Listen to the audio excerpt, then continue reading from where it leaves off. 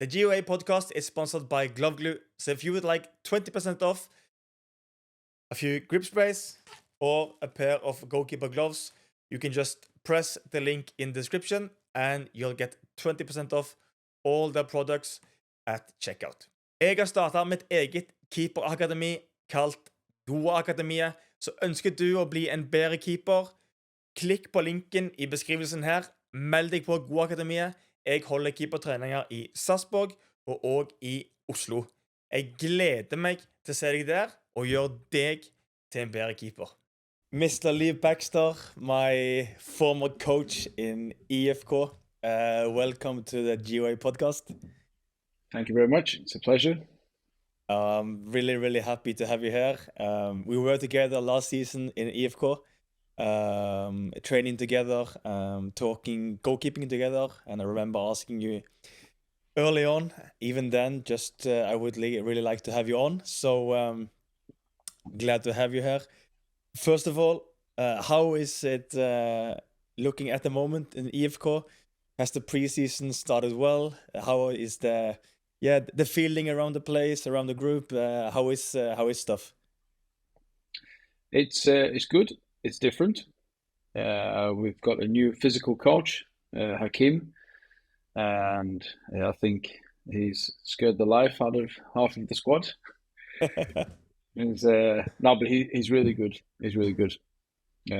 We've worked really hard this preseason, and we started off. We went to Spain very early in the preseason. Went on just a pure physical camp. No, it was physical and theoretical camp. Defined a lot of the roles and expectations for the players, and then we came back to Sweden. We trained for a while. Then we went to Portugal for games. We played against Rosenborg and Brentford under 23s, or Brentford B, if you can call them that, which was good. Everyone got game time. We've come back and now we've had 2 straight wins in the cup, and a big game coming on Sunday against Djurgården away. Oh wow! This decider in the group. So we have 6 points. They have 4. We have +5. They have +1. So it's a good situation. Yeah, and you've also a few new signings, and have they settled in well? Yeah, the Tobias Heinz has been a really good signing for us. Very good player. And also now we just got Max Finger from Odense. So it was also going to be a good addition to the squad. And then, before we go on and talking about your coaching role, I also want to just touch a little bit about your playing career, because you played for a few clubs, you've been around. So just talk briefly about your career as a player and where you played a little bit, and how you, just a bit like memories from your career. Yeah, it's how long time do you have? as long as you need, man. I started when I was 14. I was in Sweden. I was living with my dad, and I was playing there. And at the same time, Blackburn Rob was there. Were in Sweden on training camp, and I don't know how, but somehow I got seen in a game. I was playing for a Division 2 team in Sweden when I was 14, and then I got taken as apprentice to Blackburn. My mum was living in England at the time. She was living in Preston, which is it's very close to Blackburn. So I was apprentice professional there for almost a year and a half. And then I got the opportunity to move to Japan with my dad. He's in coaching, so he went there to coach. And at this point in time, I was really considering stopping playing. I was a bit of a silly boy. I was with the wrong kind of people, and I thought getting away from that environment was good for me. And I went to Japan to study. So I studied language, and then a freak opportunity arose. They asked me if I wanted to train with the sort of like farmer team, because they could have 2 foreigners there and they didn't have both foreigners. So I joined. Sort of like reignited my love of the game very early, and then they offered me a professional contract, and I said yes, thank you very much. And then that was like, it's a little bit of like sliding doors. One opportunity disappears, one arises. So I got that opportunity, and then I lived in Japan for 5 years. Played for Sanfrecce in Hiroshima for 2.5, and then Vissel Kobe for 2.5. Sanfrecce was more of like a extended kind of apprentice professional role, and then after the time there, I got taken on as like a full professional for Vissel. I was one of the three goalkeepers in the first team. I got to share rooms with Michael Laudrup. Okay. That was Wow. that was like a highlight for a young player at that point in time, because he gave me so much insight into what it takes to be a top professional, with routines and discipline and work-life balance kind of thing. He was a top. And then after Japan, I went on short-term contract to Glasgow Rangers. So I got to play with the second of the Laudrup brothers in Glasgow, and also with Jukka Björklund, who's our assistant coach. And that was also a really, really impressive time, because just all the big players, Gattuso, Gascoigne, Laudrup, Jonas Tern, Peter Van Vossen, there was just big name players, Ali McCoist, just big players. The big club as well. Massive, really big. Then came back to Sweden, joined IFK. I was there 3 years. We won the league, we won the cup. We qualified for Champions League group stage. I got to play Champions League, which was probably the highlight of my career. Wow. And then towards the end of my time in IFK, I wasn't playing that much, so I asked to just, explore different alternatives, and then I ended up in Malmö. I was in Malmö up until 2004.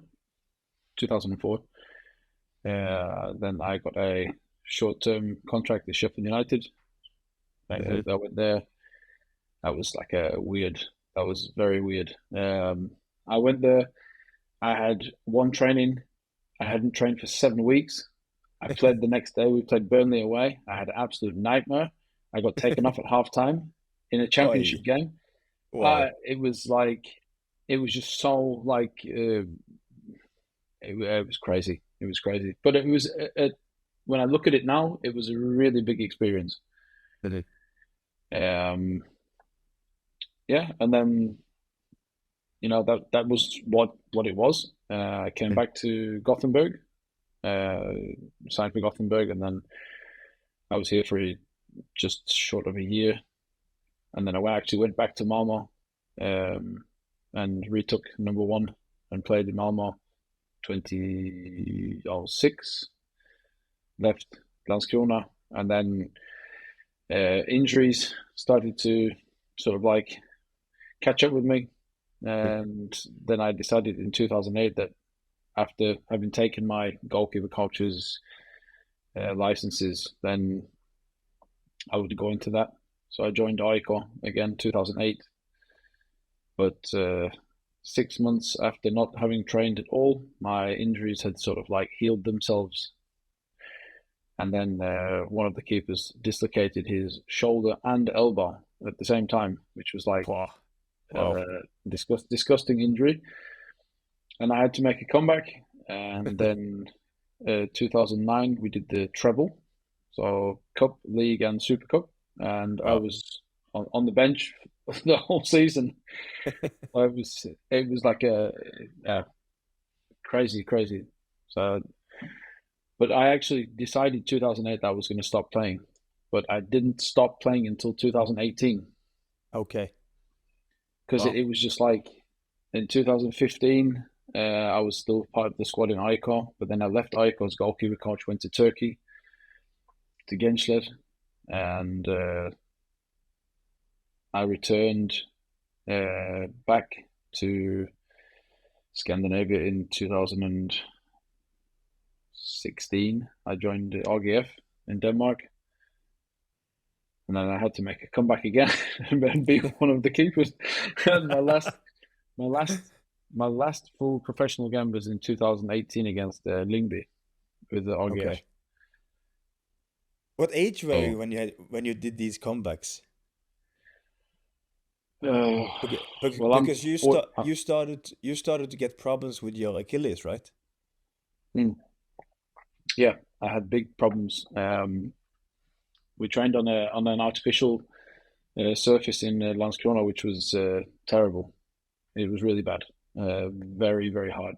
And then I got chronic inflammation on one side, and then then I got it on the other side, and then it was just going backwards and forwards. And then every day was like you wake up, you're in pain, you take tablets, or you go for some kind of treatment, or you do some kind of therapy. And it was like I had injections, and it was just everything Oof. just to stay on the pitch. And yeah, it wasn't the best. Oh. I just needed And total rest, I think. yeah, and when you and these comebacks, were you like were you closing in on the 40s when you made these comebacks? Like, So I'm 48 now, uh, and the last game was 2018. yeah. So how good is your math? Mine's terrible. Yeah, mine as well. But yeah, just around 40 then. So Yeah, how was that actually making a comeback at that age? Did you feel any difference like in your body? Was it better? Was it worse? actually, I think at that point in time, I was probably in my best physical shape ever. I just I decided that well when I stopped playing, I decided that I was going to take a different path, and I was going to train like I couldn't train when I was still active player. So I could do like Mm. all the gym work and all the extra stuff. So I was trying everything. I was doing CrossFit. I was doing like rock climbing. I was doing long distance running. I was just doing everything that I didn't do when I was playing, and it had a really good, just had a really good effect on me. So when I was making like these comebacks, I decided that no, I'm still going to go in the afternoon to the gym. I'm still going to do the like the strength and conditioning work that I, I I just felt really good. I felt Mm. very very very strong, and that's probably one of the reasons why the coaching staff said, yeah, but you can still do it. Mm. Um, yeah, even though like you think, well, yeah, I haven't really been on the pitch for a long time, and you know what it's like. You come from an off season, like, for example, Yeah. and you go straight into goalkeeping. You've got pains like everywhere that you didn't Yeah. think that you could get, even though you still train hard. It's a different thing when you go in the goals. Okay, so there might be a chance for me as well though, since I'm 34 now and since I Yeah, stopped playing. you've So still got a it's good 6 years. so maybe if I take one like now I take a 1 year hiatus, just chill, do some That's other stuff, perfect. and then next preseason I'm back. Yeah, you never Because know. You never know. no, because it's not a secret that I also struggled a lot with my body for the past 18 months. Yeah, Uh, really with my groins, with my surgery in my right knee, yeah, and the bad injury I got when I came to the EFK as well. yeah. So yeah, you never know. You never know. Uh, how how has your playing career shaped you? going into the transition as a coach?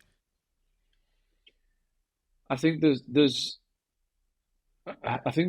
different parts to it. I think that when I was a younger player, and I was in England especially, with the sort of like the mindset around working hard was just the amount of repetitions that you could do. It was just goal, goal, goal, goal, goal, goal, and if I crawled off the pitch, then that was equal to having a great session. Yeah. But when I left England and went to Japan, I had the time I was in Sanfrecce, I had a Japanese goalkeeper coach who was schooled in Germany, so he had like one type of coaching, very disciplined and very strict. And then when I left Sanfrecce, I went to Kobe, where I had an Irish goalkeeper coach called Jerry Payton, who was with Arsene Wenger for like 16 years at Arsenal. Excuse me. He was all about the game, distances towards your back line, coaching defenders, distances, decision making, how the weather and the kind of pitch would affect your game, and just like it was coaching. Yeah. And at the same time, there was an assistant goalkeeper coach who was Brazilian. So we did a lot of agility work. If we didn't play, we worked with Paulo, and we did a lot of agility work, which gave us kind of like the best of both worlds. In a way, it was quite modern because the amount of repetitions were quite short, and the quality of action, if I can call it that, was very explosive. But he would also connect it to certain parts of the game. So, like for example, if we were doing like a diagonal collapsing technique, it wouldn't just be like straight up and down in the goal. It would be on different angles, different scenarios he would talk about. So it was really good. So I think that part is probably the forming part of my way of looking at the game. Because coming back from Japan and back to Sweden, Sweden was a lot like England before I left. It was a lot about the goalkeepers. They still have to go running with all the players. They have to do these 800-meter intervals and da da da. And I used to argue with the coach, and not argue, but I would ask, if you ever see me running 800 meters in a game, then please take me off, because I've lost it. So I think that, quite early I've been thinking about, goalkeepers that have a totally different criteria for the way that they work compared to the infield players. So why don't we work more specifically around that, both on the pitch and also like in the gym and. So I think that's and even now, even though I've been goalkeeper coaching since 2008, I'm still thinking about how can I do things to change the way that we work. How can we fine tune certain things that we do? What will give the goalkeepers an edge in comparison to the rest of, let's say, Allsvenskan goalkeepers? Or how can we help the academy to produce our own homegrown goalkeepers, instead of having to go to Stockholm to take a goalkeeper, or to Malmö to take a goalkeeper? How can we do it in Gothenburg to,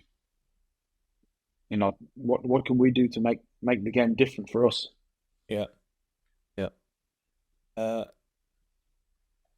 Like many coaches, especially the younger ones now, like coming up, is like very well educated. But one thing that you can't get through your education is the experience as a player. What do you think is like the big pros to having played yourself, and especially maybe in a position which is kind of different to the rest? I think the the goalkeeper specific education today it's really good. I mean, I'm redoing the UEFA Goalkeeper A at the moment, and it's totally different from when I did the normal the coach's A license. I did that one first because I wanted to think a bit more like how a coach thinks, how he organizes a session, what's important, the way that we work together as a collective. I think the advantages of having played the game at a kind of semi-high level anyway is that you get to know the mechanisms of the dressing room. When you go through like a heavy period of training, like say like a Scandinavian preseason that lasts forever, the way the players think, so I can put myself in the players' shoes and say, well, okay, we've had this now for a month and a half. Now it's not fun anymore. Now we need to maybe break the ice and do something totally different. But if you don't have that experience of being in the dressing room and knowing the signals, then it can be the difficult, time for any coach. Yeah. I think the other thing is that if you've been a young keeper and been moved up to the first team yourself, then you also know what that feels like as a new young keeper being brought into the first team, or if you're a senior goalkeeper having to look after a young kid. You get all these different variations of times in your career, and it takes a different shape. I think the older you get, the more of like a how can I put it? I think you take more of like a father figure. You guide people around, not just the other goalkeepers, but the players in general. I think you have more of a voice, and I think that's just something that you can't learn, that you can't read it in a manual. It's but then there's other good things in the coaching manuals, like the football psychology or the sports science, where that's changed a lot in regards to the goalkeepers. How can you make repeat explosive actions of high quality? Da, da, da, da. Yeah. I don't think I ever thought about that like this when I was actually in between the posts. No. I was just thinking of stop the ball, and if I had to do it once or twice or 10 times, then you just press the button and then you go. Yeah. Do you have do you have like your own, after playing for such a long time, and then probably towards the end of your career, probably you are thinking about how you would coach goalkeepers, how you view goalkeeping? Do you have like a type of philosophy, a coaching philosophy, how you would like to coach the goalkeepers, how you would like them to look, how they should be?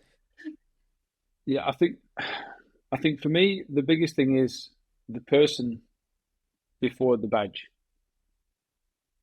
I think the person that you're working with, you need to know them on a personal level, or I'm not saying like you should go and eat dinner with them every night, but if you get to know the person behind the shirt, then it's easy for you to work, and you can sort of like identify certain things. What's important to that person? Okay, this person, he likes to be very well prepared. Okay, so let's talk about preparation. This is important for that goalkeeper. This goalkeeper, he likes to, everyone's different. So there's some players that they like to work really hard, like the day before the game or the day after. So you sort of like channel in. So you have to be a bit of a, well, I feel anyway that you have to be a bit of a chameleon to sort of like work in a way that you can't please everybody, but you can at least help them to be in a good position where they are, because it's there's one shirt at the end of the day, and to try and keep everyone firing as on a high level as possible, I think that's important. Yeah. And then obviously there's the athletic side of the goalkeeping as well. I was talking to one of my colleagues today about this, about having like we've just made like a strength conditioning program for our first team goalkeepers, but we've also presented it to the academy, so that it's gone all the way down to the 16s, which I think is really important, because especially when young kids come up and train with the first team, I feel that is probably the part they lack the most. That's the physical readiness. Yeah. So if for example, if two of our young academy goalkeepers get picked for the national tryouts, then any one of our staff can go and say, "Oh, he's a goalkeeper from Gothenburg," or "He's a goalkeeper," or "He's a player from Gothenburg." It's I think that kind of thing is it's important, because we give the kids the tools to at least have a chance to make it. Yeah. And you spoke just briefly about you can't keep like everyone happy. Now I know Pontus and Elis as really good guys, both of them. Pontus in a great age where he probably wants to play. He's been playing for IFK. He's been abroad in the Premier League. Elis like made his mark last season, and of course in the club there will be one of them that will be a bit disappointed if they will not play. Yeah. And I think maybe this is the one of the most difficult parts of the coaching role, like the situation you are in at the moment. At the same time, it's the best place in the world to be, because you've got two good, like, Allsvenskan goalkeepers, that both of them, I could select them both tomorrow and say, "You're playing," or "You're playing," and it wouldn't make a difference. Yeah. At the same time, it becomes a headache, because you know that there's only one shirt and one of them is going to be disappointed. And it's, for me, it's such a hard place to be, because I feel so much for the guys, because I know I've been in that situation myself, and I know how difficult it is to take that. You're not playing today, son. It's like, oh, I know that it's like you work so hard, and obviously, you know, the guys are not stupid. They know if they're on form or not on form. But I feel that the biggest thing for me, I think, around this is that you have to be as honest and as transparent as possible. You know, we work together in a small group every single day, and obviously, you know, at the end of the day, it's the head coaches. They always have the final shout, but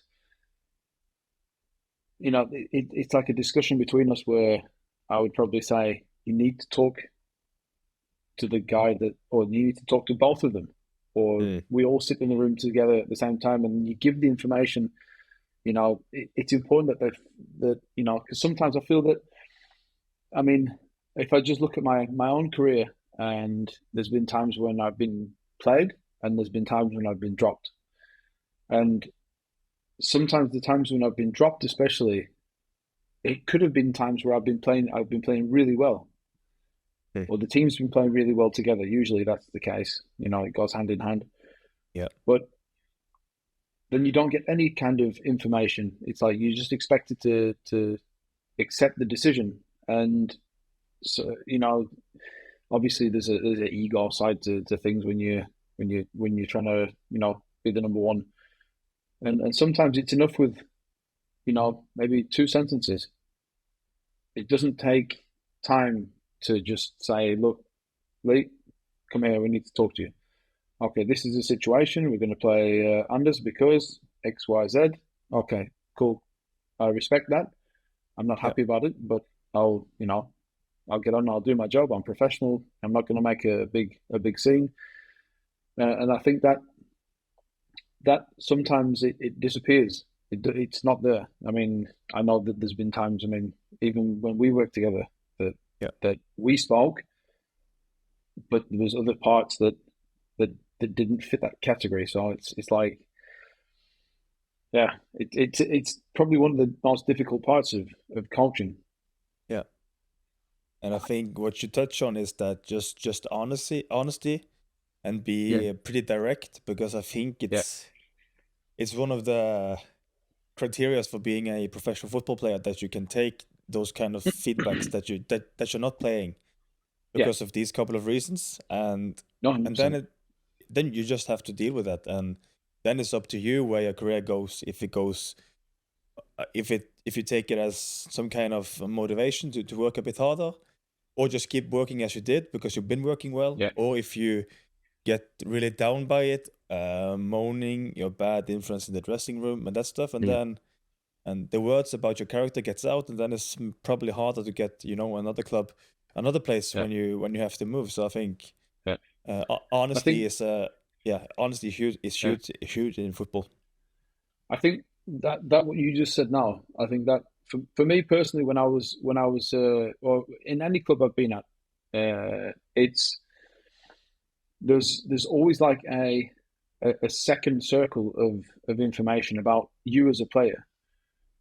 So obviously the first circle is where you are, but the second circle is people asking questions about character reference, or what's this guy like? Is he does he work hard? Is he professional? Is he prepared? Does he come on time? And I feel that sometimes players in general, they don't help themselves. Like you just said, they would rather complain about everything instead of looking at themselves and saying, okay, what can I do different? I think that's also down to us as coaches, because if we decide not to play a player, then maybe we need to give that player some kind of information about, you're not playing because you need to work on A, B, C. And in a world that's like fair and just, if you work on those A, B, C things to a certain level, then realistically you should play. Yeah.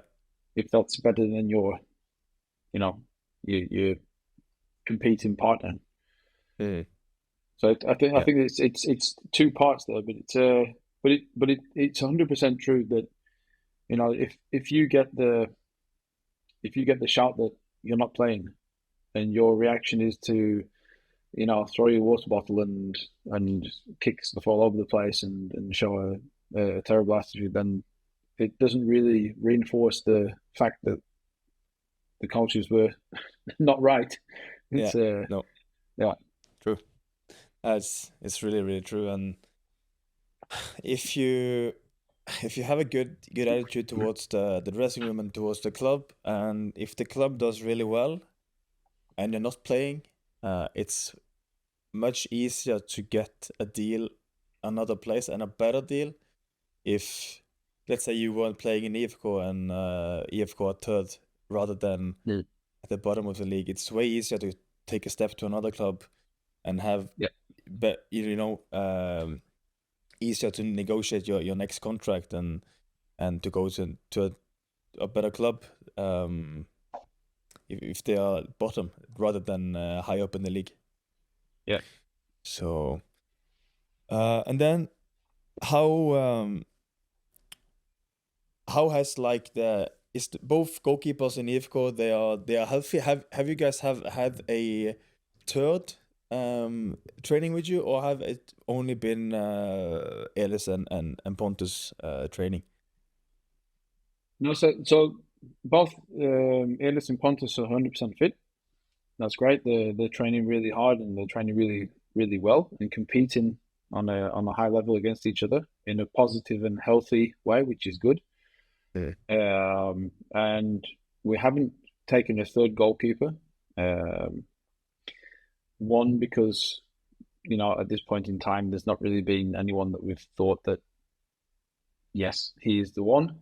But also two, because we want to bring the young kids up to train with the first team as much as possible, to give them the experience of working around the senior professionals. And sometimes it's been one, sometimes it's been two keepers at the same time.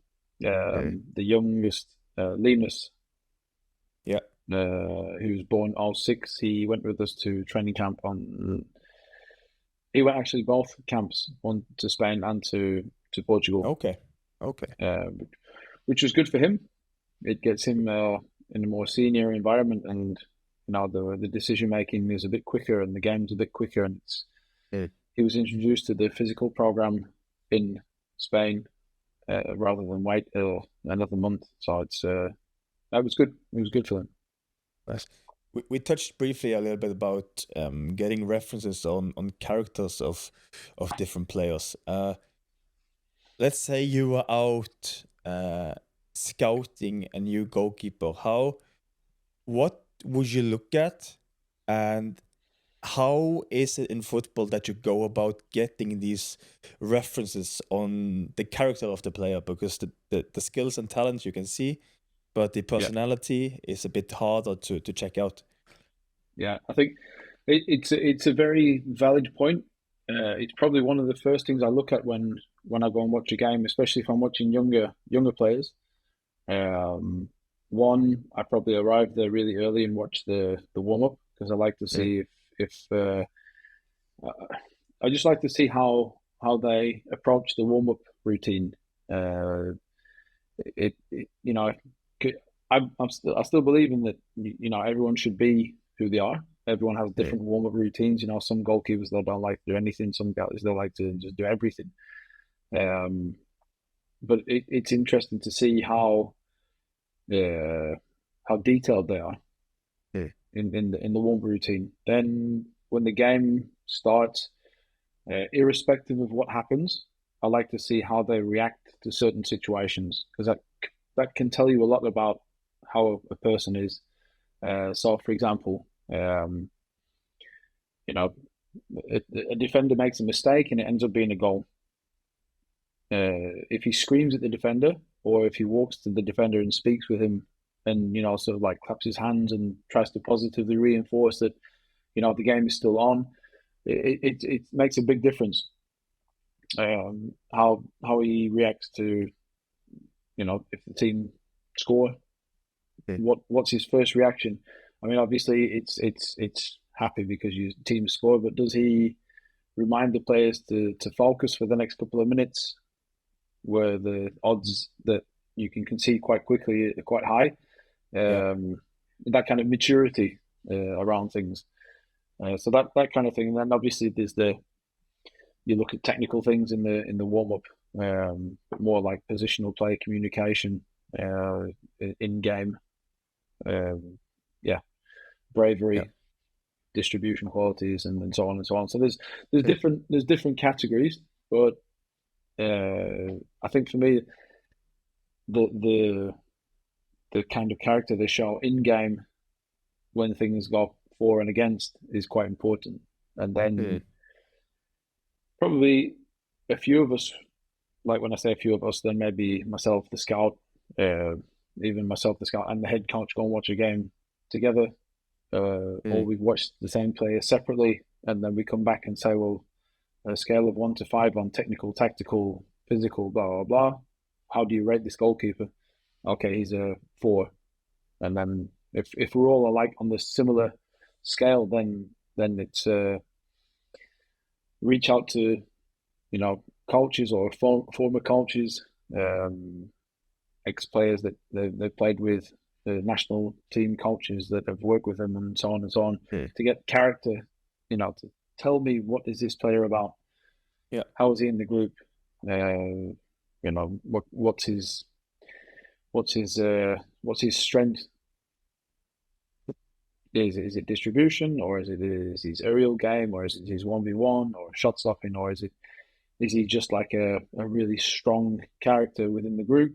Is he a leader? Is he very quiet? You know, there's all these kind of components that you can look for. Yeah.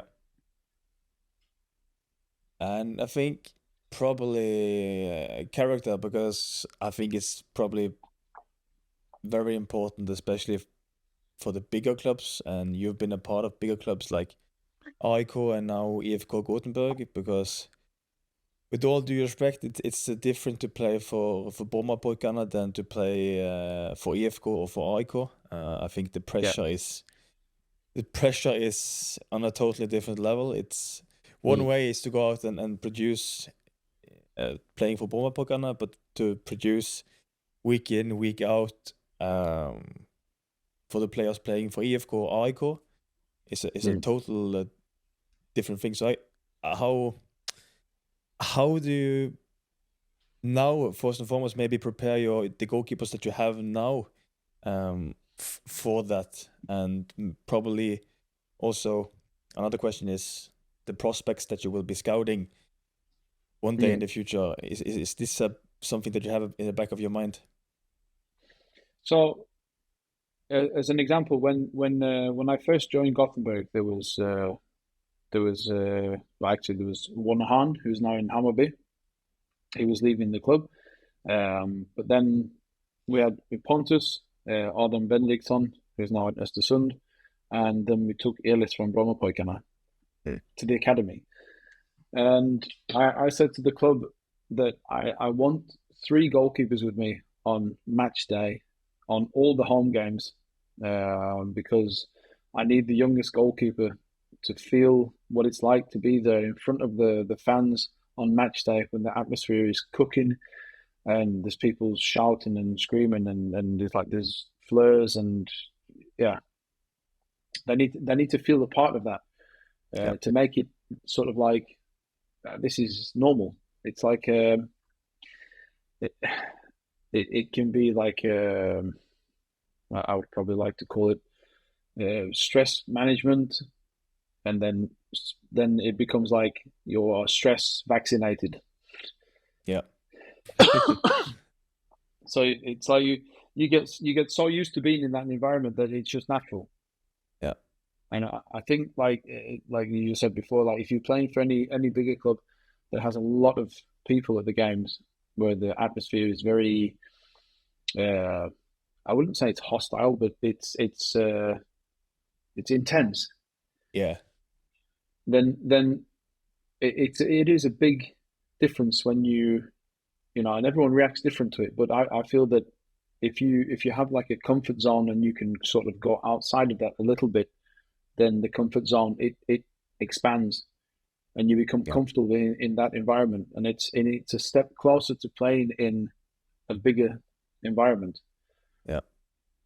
So if you're playing like a under-21 championship where, you know, it's a full crowd, then you don't really feel that pressure, you know, divine pressure, but it's but I think that's a big thing for our young kids, is to get them there in front of that. For sure. For me as well, I haven't. It was the first time for me in my career actually also experienced that kind of atmosphere that it was at Gamla Ullevi. I played abroad and stuff like that. I played for Salzburg with also great club, but with all due respect, it's like from 4,000 to 6,000 people, maybe 8.5 if it's the biggest games.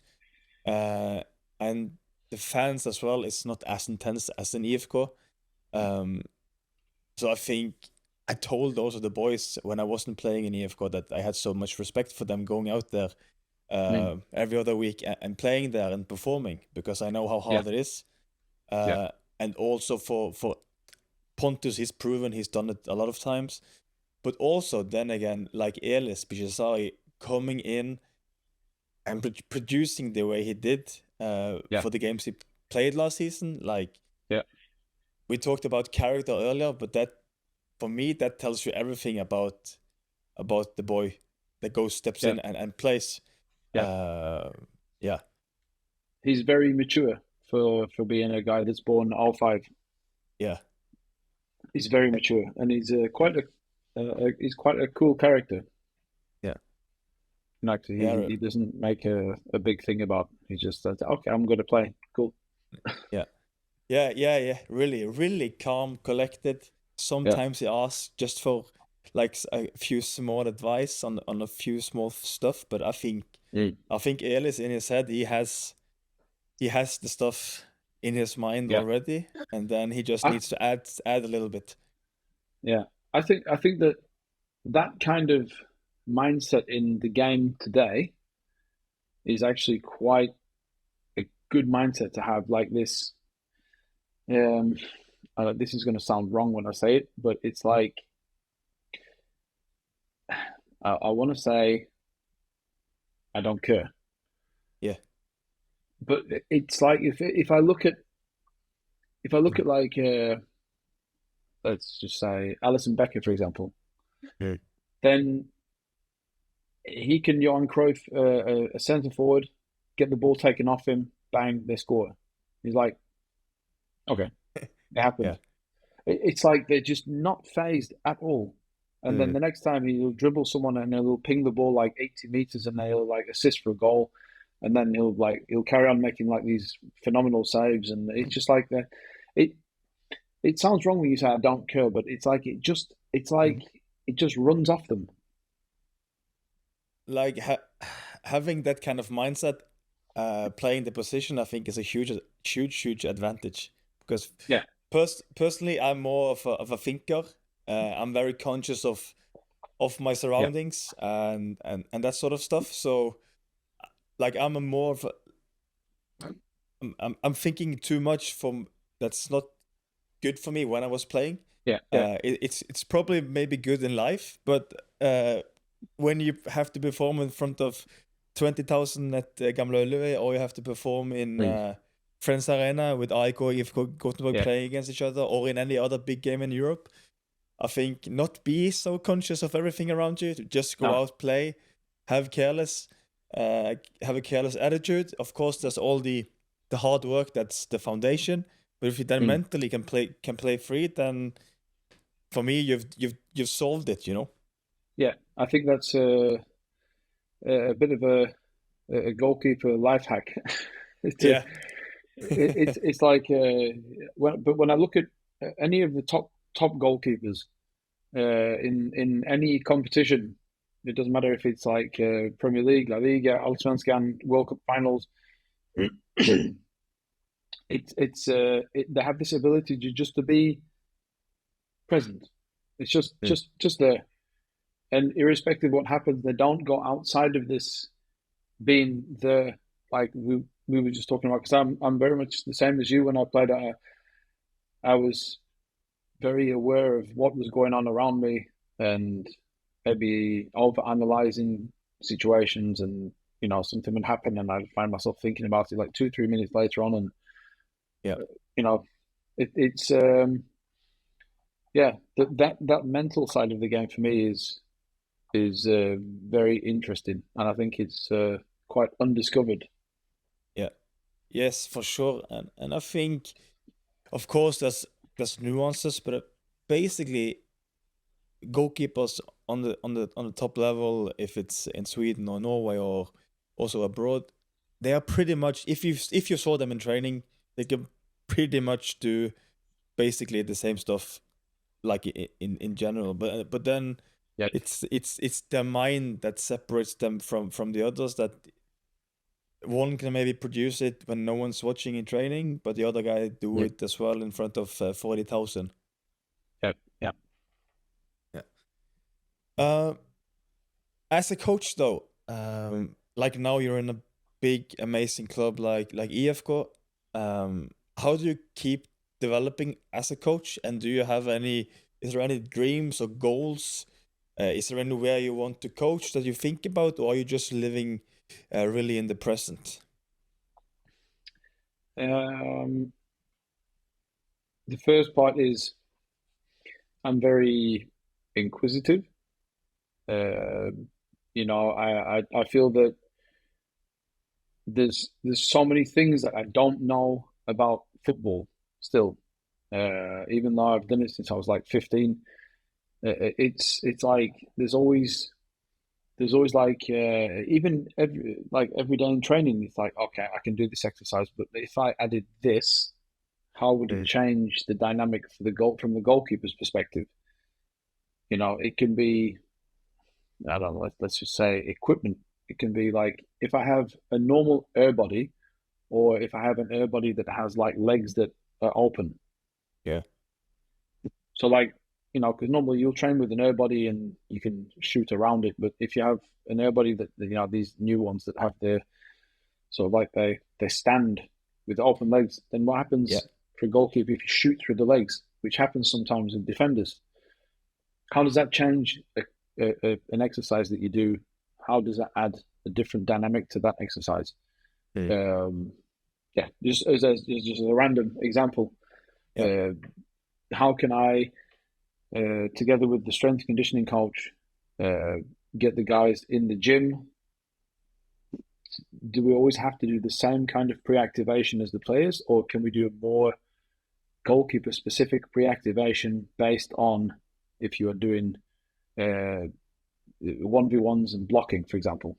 Do we do the same strength conditioning program as the players, because the players train in a different manner to what we do? Can we be a bit more, I want to say old school, but can we do a bit more work like barbell exercises to create explosive power, because then you can sort of like transfer that into the goal. How does that affect? Can you do like a battery of testing exercises based on a strength conditioning program? Can you move the goalkeepers up a few centimeters in the height on crosses, or push off in between the posts, or starting speed? Defending the space behind the back line. It's like all these things. It's like that's the good part of overthinking. Yeah, it's just constantly churning. Yeah. But that's also the thing I like about being in the coach's role, because I feel that I can put that thinking to use. I can ask the physical medical team, like, is this the best way to do a recovery session for a goalkeeper? Would it not be an idea to add this, or do we take this away and then replace it with this? And we get all these we get all these good discussions between the staff. I think it brings us a lot closer together as well. Yeah. So I think that's the first part, is that I would say for any coach, especially with any coach or player, but especially if you're a coach, I don't think you're ever done. You're always picking ideas up, and it's like, even if I'm working with new goalkeepers, I think I actually even said it to you, if there's things that you've had in your career that you want to implement here, please talk to me about it. Tell me, because I'm interested. I like to do this exercise because okay, that's cool. We'll do that one. If you think this exercise is terrible, tell me. I'll take it away. We'll replace it with someone else, or something else, not someone. Yeah. So, but that kind of thing, I think it's important to have that kind of mindset where you want to learn yourself. You're always trying to become a better version of who you was today for tomorrow. Because I feel that if I can bring new ideas to the table that are relevant to the game, that you can sort of like find, I can understand that logic. I think one, it's easy for the goalkeepers to accept and try, and there's a trust part there. 2, it helps you become a better coach. 3, you can push the goalkeepers to a high level, and then they will then revert that back to you and ask questions. Then you'll have to change things to become a better coach, and then you push them, and then it just goes on and on. Yeah. So that kind of progressive development, I think, is really interesting. Yeah. And then, I mean, my goal here in Gothenburg is to try and, one, create a culture among the goalkeepers in general, to, one, compete with themselves as hard as possible, 2, compete with each other in a healthy way, and then create national goalkeepers for Sweden. Yeah. I think that's and then I think that if you do that often enough, then people will notice and they'll ask questions, and maybe it would be a dream for me to work with the national team. I've worked with the South African national team. That was a really cool experience. But in Europe, working with a national team would be a really cool thing, or to get the opportunity to coach with current club in like a European environment. Competition. Yeah. So I think that you only get better the better teams you play against. Yeah. it's just I feel that. But then, just to touch on that a little bit, when you were a coach for the national team, it was South Africa, right? Yeah. Yeah. Any differences there in terms of coaching? Yes. Because you borrow the players. Yeah. They're not yours. You have to really manage them properly. I mean, when I was in South Africa, the guys that would come on camp, we'd have them for like 7, 8, 9 days. So you don't really talk about the technical things because that's their own coaches focus on that. So it's more game and load management so that you don't overload the players. So that when you send them back to club environment, that they're not trashed, because a lot of the previous staff, they had a bad reputation of bring the players in and they would do like running sessions with the players, like interval runs and stuff like that, and the players would go back and they were injured or they were just totally exhausted. Yeah.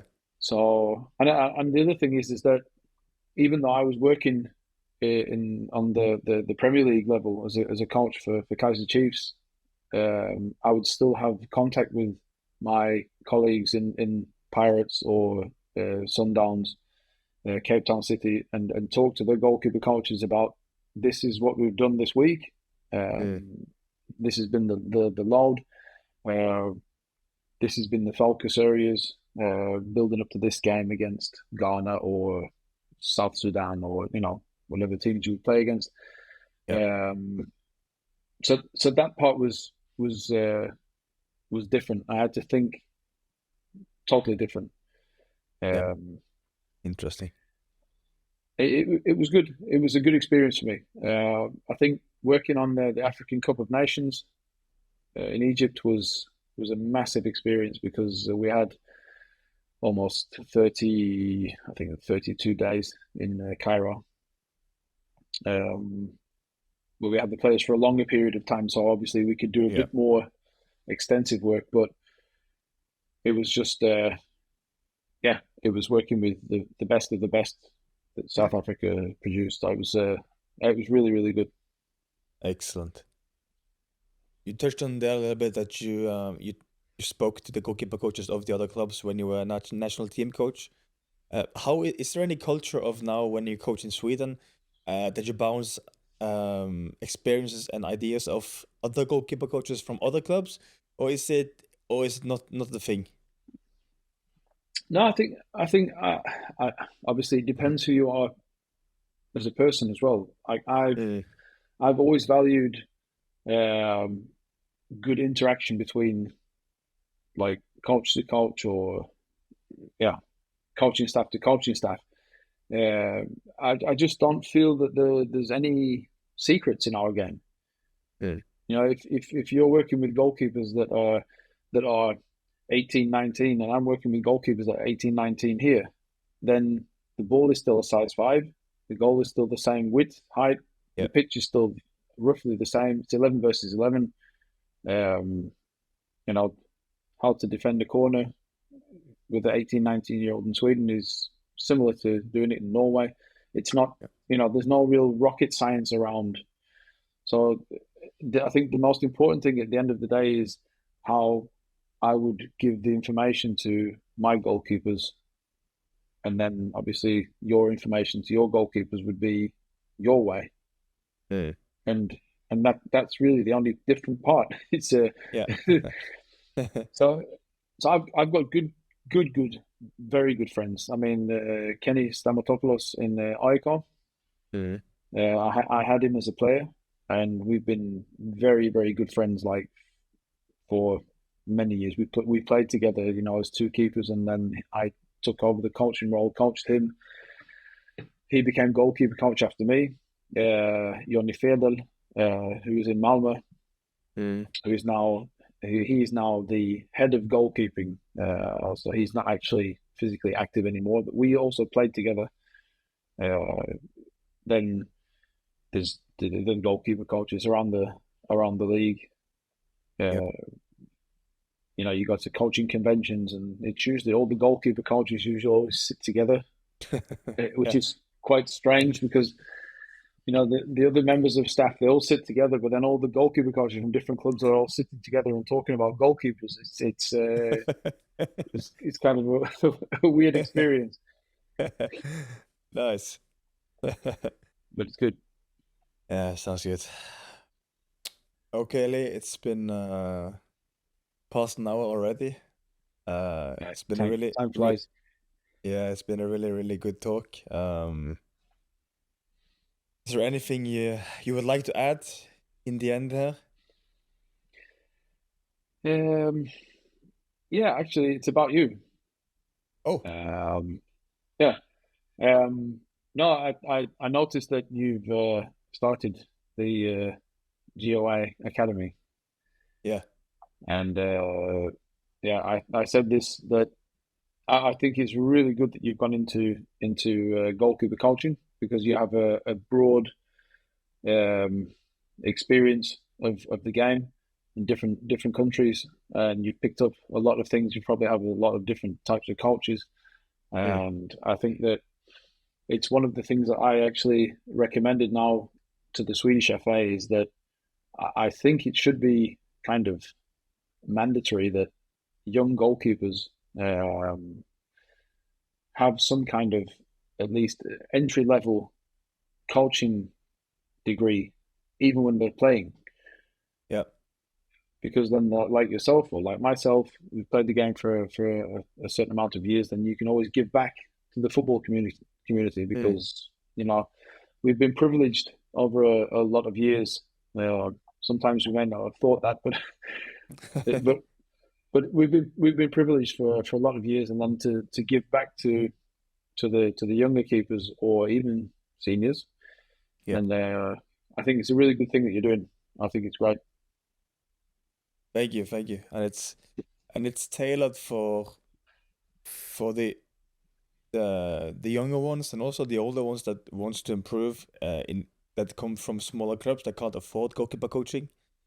Yeah, They all can come to the same place, create a community, an environment where yeah, they can exchange experiences, train yeah, together, eat together, uh, and then go out again to the clubs with feeling inspired, feeling seen, and feel that they're taken care of. But because at the moment, if one club down in the divisions, they can't afford having a goalkeeper coach. But if I do yeah, it as an academy, so they all can come together and then go out back to the clubs, I think yeah, it's a good idea, and I think it would be like here locally for Salzburg, they should really embrace it because yeah, it can help them um, produce more talent so that they can um, have the next goalkeeper be locally from yeah. Salzburg. I think it's a really good thing because how are you going to produce young goalkeepers if you don't have a specialist coach Mm. in your environment? Mm. You know, because you know you might be a kid that's born '07 and you're making your debut for your academy team against FC Copenhagen in Narvik Cup, let's just say, because I Yeah. played the Narvik Cup when I was younger. um, but if you don't have a goalkeeper coach that can talk to the kid about, okay, this is your first game, get yourself into the game, don't try and overplay, keep things nice and basic, da, da, da. If you don't have that discussion, then maybe you leave the kid on his own, or the head coach who has no, with all respect, no goalkeeper experience, Mm. you know, might give him some kind of misinformation. It can be the difference between the kid stopping playing football or carrying on. Yes, That's exactly. drastic, but true. Yeah, that's one of the keystones as well. That if they're never seen, if they are never seen, if they're never Mm. giving some attention, Yeah, ways to improve, like I think their interest for football and for the position will fade, and then as they get a bit older, other stuff might seem fun as well when you're a teenager, and then maybe that could have been a goalkeeper that could have a great life in football if they had some coaching. So yeah. I don't think that it's enough to say, well, okay, Egil Selvik, he left Norway and now he's playing in England and now he's my idol. So that's why I want to become a goalkeeper. That might be 10 kids that look at him and say that. But, you know, how are you going to become the next, you know, how are you going to become the next Norwegian number one or Swedish number one if you don't even get continuous coaching at a young age from an X level upwards?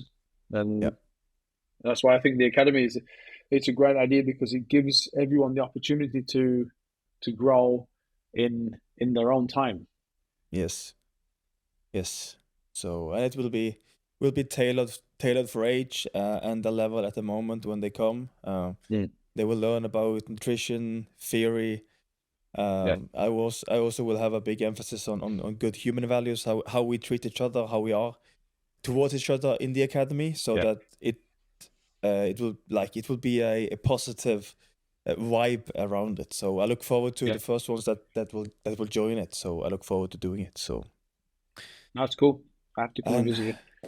Yes, I will gladly have you. Yes. So, and also, I want to thank you for coming on, Lee, and also for the time we had in IFK. It was, even though I didn't get to play much, it was being a part of such a big club, experience the life inside of it, on the pitch, learning to get to know the boys, how the club is run, and how massive the club is. Great experience for me going forwards. And also, again, thank you for coming on the podcast. Thanks very much, mate. Thank you.